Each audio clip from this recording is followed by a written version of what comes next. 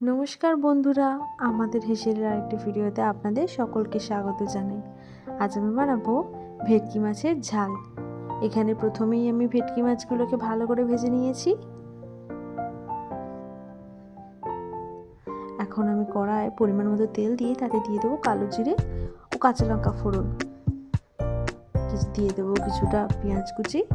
পেঁয়াজটা বেশ ভাজা হয়ে এলেই দিয়ে দেবো টমেটো কুচি। টমেটো আর পেঁয়াজটা ভাজা হয়ে এলে তাতে দিয়ে দেবো আদা, রসুন ও কাঁচা লঙ্কা বাটা। দিয়ে দিলাম হলুদ, গরম মশলা ও কিছুটা নুন। এখন আমি দিয়ে দিলাম ধনেপাতা কুচি। এখন আমি দিয়ে দিলাম কিছুটা জিরে গুঁড়ো। এবারে আমি দিয়ে দিলাম গরম জল। এবারে আমি ভেজে রাখা মাছগুলোকে দিয়ে দিয়েছি। ব্যাস, মিনিট 5 ঢাকা দিয়ে সিদ্ধ করে নিলেই আমাদের আজকের মতো ভেটকি মাছের ঝাল একেবারে রেডি।